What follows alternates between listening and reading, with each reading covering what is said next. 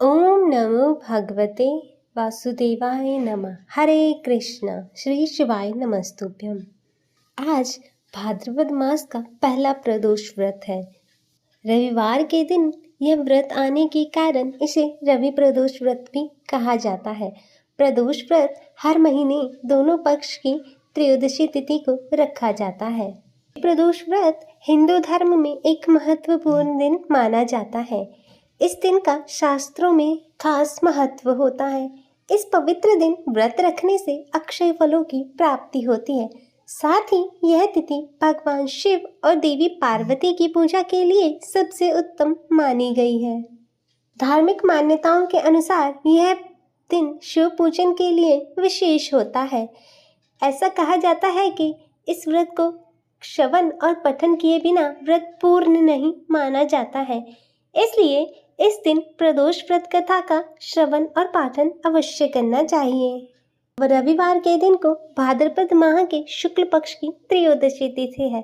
रविवार के दिन पड़ने के कारण इस व्रत को रवि प्रदोष व्रत कहा जाएगा। मान्यता है कि लंबी आयु और आरोग्यता का वरदान प्राप्त करने के लिए रवि प्रदोष व्रत रखना चाहिए। आज तो आइए प्रिय भक्तजनों, अब हम श्रवण करेंगे रवि प्रदोष की व्रत कथा। तो सभी भक्तजनों से निवेदन करती हूँ कि आप कथा को पूरा श्रवण कीजिएगा, क्योंकि अधूरी कथा श्रवण करना शुभ नहीं माना जाता। इससे साधक को शुभ फलों की प्राप्ति नहीं होती है। तो कृपया आप कथा को पूरा श्रवण करें। तो आइए भक्तजनों, कथा श्रवण करने से पहले एक बार सभी प्रेम से बोलिए उमापति श्री शंकर भगवान की जय, माता पार्वती की जय। कथा के अनुसार एक बार ऋषि समाज द्वारा सर्व प्राणियों के हित में परम पावन भागीरथी के तट पर विशाल गोष्ठी का आयोजन किया गया। इस सभा में व्यास जी के परम शिष्य पुराण वेता सूत जी महाराज हरि कीर्तन करते हुए पधारे। सूत जी को आता देख शौनक आदि के 88,000 ऋषि मुनियों ने खड़े होकर उन्हें दंडवत प्रणाम किया। महाज्ञानी सूत जी ने भक्ति भाव से ऋषियों को हृदय से लगाया और उन्हें आशीर्वाद दिया।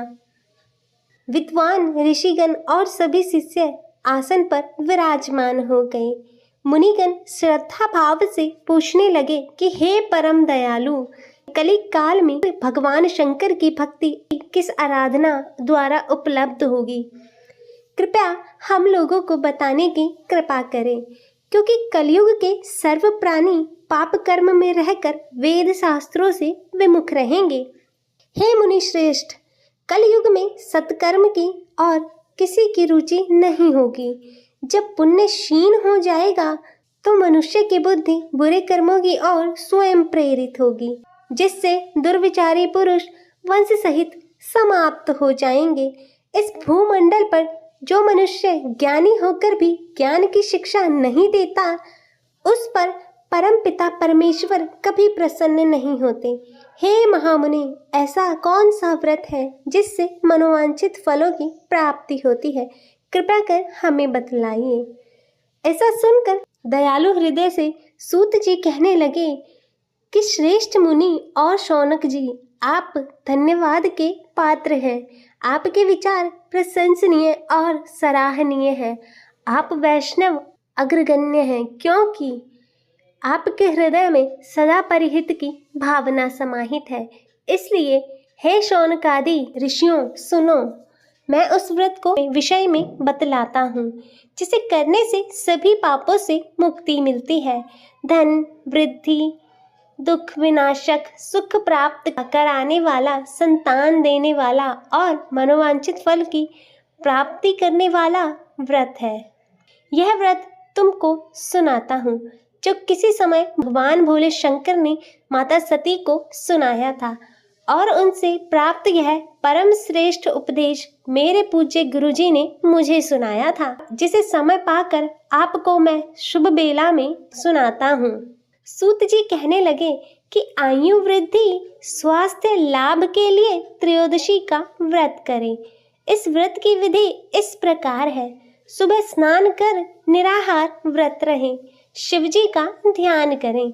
शिव मंदिर में जाकर भोलेनाथ की पूजा करें।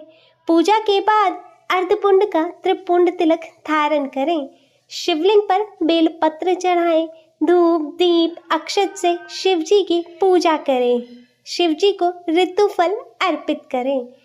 ओम नमः शिवाय मंत्र का रुद्राक्ष की माला से जाप करें। ब्राह्मणों को भोजन कराएं और सामर्थ्य अनुसार दान दक्षिणा दें। इसके बाद मौन व्रत धारण करना चाहिए। व्रती को बोलना नहीं चाहिए।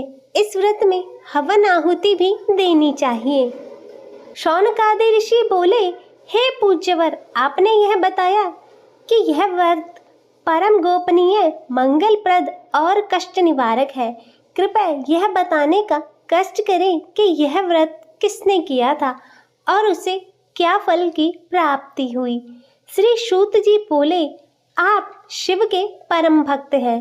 आपकी भक्ति देखकर मैं व्रती पुरुषों की कथा कहता हूँ। एक गांव में अति दीन ब्राह्मण निवास करता था। उसकी पत्नी प्रदोष व्रत किया करती थी और उसका एक पुत्र था। एक बार की बात है कि उसका पुत्र गंगा स्नान करने के लिए गया था। मार्ग में उसे चोरों ने घेर लिया और वह कहने लगे कि हम तुझे नहीं मारेंगे, तू अपने पिता का गुप्त धन हमें बतला दे। बालक दीन भावना से कहने लगा कि हम अत्यंत दुखी दीन हैं, हमारे पास धन कहाँ है। चोर फिर कहने लगे कि तेरे पास पोटली में क्या बंधा है। बालक ने उत्तर दिया कि मेरी माता ने मुझे रोटी बनाकर बांध के दी है। दूसरा चोर बोला कि भाई, यह तो अति दीन दुखी हृदय है, इसे छोड़ दीजिए। बालक इतनी बात सुनकर वहां से जाने लगा और एक नगर में जा पहुंचा। नगर के पास एक बरगद का वृक्ष था। बालक थक कर वहां बैठ गया और पेड़ की छाया में सो गया। उस नगर के सिपाही चोरों की खोज कर रहे थे और वह बालक के पास आ गए। सिपाही बालक को चोर समझकर राजा के पास ले गए और राजा ने उसे कारावास की आज्ञा दे दी। उधर बालक की माँ शंकर जी का प्रदोष व्रत कर रही थी। उसी रात राजा को स्वप्न आया कि वह बालक चोर नहीं है। सुबह होते ही उसे छोड़ दो, अन्यथा तुम्हारा सारा राज्य वैभव जल्दी ही नष्ट हो जाएगा। रात समाप्त होने पर राजा ने उस बालक से पूरी कहानी पूछी और बालक ने सारा वृतांत सुनाया। बालक की बात सुनकर राजा ने सिपाहियों को भेजकर उसके माता पिता को बुलवाया और उसके माता पिता भयभीत होते हुए राजा के पास पहुंचे और उन्हें भयभीत होता देखकर राजा ने कहा कि तुम चिंता मत करो, तुम्हारा बालक निर्दोष है। हमने तुम्हारी दरिद्रता देखकर 5 गांव हम तुम्हें दान में देते हैं। शिव की दया से ब्राह्मण परिवार अब सुखी रहने लगा और शिवजी की कृपा से उनकी दरिद्रता दूर हो गई। अतः जो भी मनुष्य इस रवि प्रदोष व्रत को करता है वह सुखपूर्वक और निरोगी होकर अपना पूर्ण जीवन व्यतीत करता है। बोलो श्री शंकर भगवान की जय, माता पार्वती की जय। अतः हे भोले शंकर भगवान, जिस प्रकार आपने ब्राह्मण के परिवार पर कृपा की, उनकी दरिद्रता दूर की, उनका कल्याण किया, उसी प्रकार सभी का कल्याण करना, सभी के जीवन से दरिद्रता को दूर करना, सभी का मंगल और सुखदायी जीवन करना, सभी पर अपनी कृपा सदैव बनाए रखना। बोलो श्री शंकर भगवान की जय। तो प्रिय भक्तजनों, यह थी त्रयोदशी तिथि की रवि प्रदोष व्रत कथा। आशा करती हूँ कि आपको यह कथा पसंद आई होगी। वीडियो अच्छी लगी हो तो इसे लाइक करें और ज़्यादा से ज़्यादा शेयर करें और कमेंट में जय भोले शंकर भगवान की लिखना ना भूलें और शिव भक्ति संसार चैनल को सब्सक्राइब कर नोटिफिकेशन बेल को ज़रूर ऑन करें। हर हर महादेव। ओम नमः शिवाय। हरे कृष्णा।